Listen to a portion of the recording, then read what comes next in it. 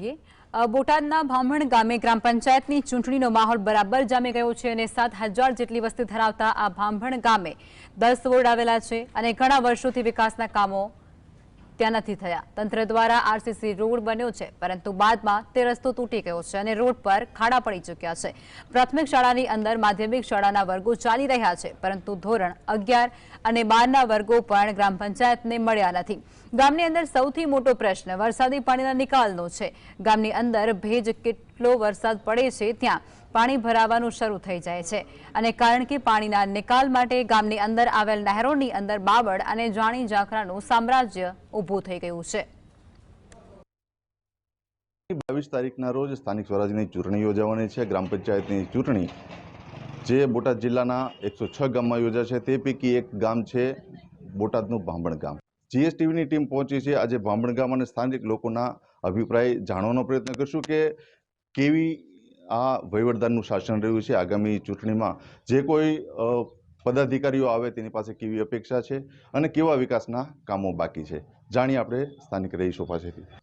મતદાન કરવા મતદાન તો હવે કરીએ, પણ અમારું કંઈક સાંભળવું જ જોઈશે ને। એટલે કેવા કામો કેવા નથી થયા? અમે તો બીજું કાંઈ કહેવા માંગતા જ નથી। અમે શાંતિથી રળી ખાઈએ અને શાંતિથી રહેવા દો અને શાંતિથી કાંઈ કામ જે કરો એ સારા કરો। આ રોડ જુઓ તમે, કોણ બાંધ્યો? આ જુઓ, આ પગે હાલો, ચાહે પગડ દેવા પણ નહીં અને જૂનું ઉખાડે નવું કરે, જૂનું ઉખાડે નવું કરે અને પછી 12 મહિના રહ્યા નહીં। કે આ કઈ રીતની વેતરણ છે, કઈ રીતનું આ ચાલે છે રાજ, એ અમને કાંઈ ખબર પડતી નથી। આ દિવાલો બાંધે તો તૂટી જાય, વડ કરે તો તૂટી જાય।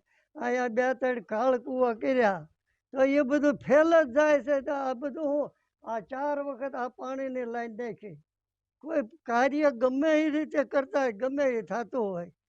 હવે તો અમે કહીએ તો અમે આંખે થઈએ। એટલે હવે હું પૂરું કરું, પગે લાગુ સરકારને, તમને બધાને, કાર્યકરોને, અહીંયા ગળે આવી જાય છે એટલું કહું। તો હજી આ નવા સરપંચ કે નવા પંચાયત બોડી આવે તો એની પાસે આપણે પેલું કામ કેવું કરાવશું?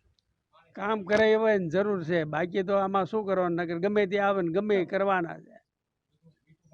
ચોક્કસથી અન્ય એક વ્યક્તિ છે કે જેની સાથે આપણે વાત કરવાનો પ્રયત્ન કરશું કે કેવા વિકાસના કામો અટકેલા છે અને કેવા ગત ટર્મમાં થયેલા છે, વહીવટદારના શાસનમાં કેવા કામ થયા છે। મનમાની કરે છે વહીવટદાર અને 5-25 મવા એવું કરવા ઈચ્છે છે।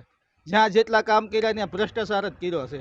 બીજા નંબરમાં કે અમે અત્યારે નવા ઉમેદવારની એવી અપેક્ષા રાખવી છે કે ભાઈ લોકોના કામ થાય, ગામના કામ થાય અને પહેલાં પ્રથમ તો આજે મોવા પાણી આવે છે ને એની જગ્યાએ મીઠા પાણીનું કરાવે, આ મારી અપેક્ષા છે। ચોક્કસથી અન્ય એક વ્યક્તિ છે એની સાથે આપણે વાત કરવાનો પ્રયત્ન કરશું। શું નામ છે આપનું? અલ્પેશભાઈ, ખાસ કરીને આપણા ભામણ ગામની અંદર રોડ રસ્તાની સ્થિતિ કેવી છે? રોડ રસ્તા અત્યારે અમુક જગ્યાએ સારા બને, અમુક જગ્યાએ ન હોય, એવું બધું ખાડા ખબીસિયા છે।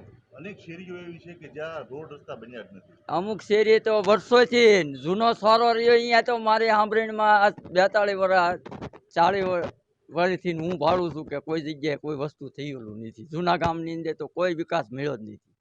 બસ ગામની બોર્ડે તે શિવખેરા ઉપરથી શું કરે છે કોઈને ખ્યાલ નથી। બાકી હવે મત તો વિશ્વાસથી આપી જ છીએ, કોઈ કાંઈ નથી આપતા એવું નહીં, પણ પૈસા આવીને ન કામ કરે સાહેબ કરવાનું શું અમારે?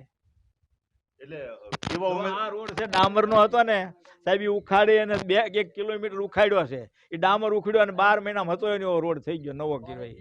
ઓલો નથી ઉખડ્યો, જૂનો છે। એટલે આજે ભ્રષ્ટાચારની કામગીરી થતી એવું લાગે? ભ્રષ્ટાચાર તો જ આવું થાય ને, બીજું શું હોય?